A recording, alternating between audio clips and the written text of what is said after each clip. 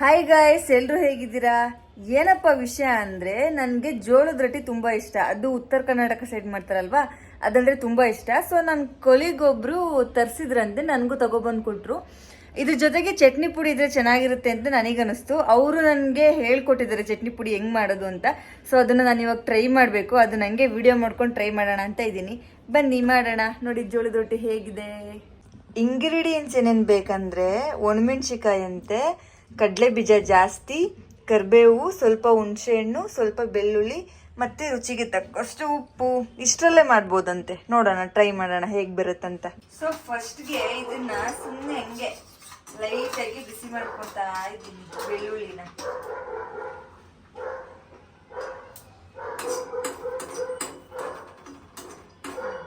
Next ಇದೇ ಬೆಳ್ಳುಳ್ಳಿ ಜೊತೆಗೆ ಕರಿಬೇವನ್ನ ಸ್ವಲ್ಪ ಬಿಸಿ ಮಾಡ್ಕೊಳ್ಳೋಣ.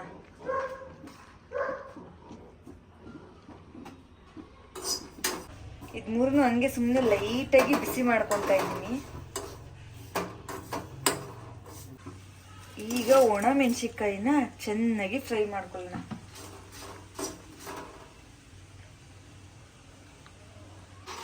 ಈಗ ಕಡಲೆ ಬೀಜನ ನೀಟಾಗಿ ಬ್ರೌನಿಶ್ ಆಗೋ ತನಕ ಫ್ರೈ ಮಾಡೋಣ.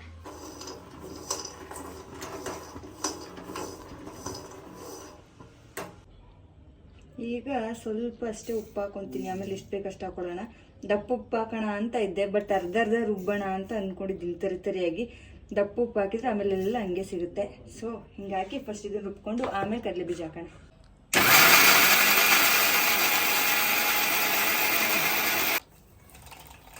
ಈಗ ಕಡಲೆ ಬೀಜ ಹಾಕಿಕೊಳ್ಳುವ ಸಮಯ.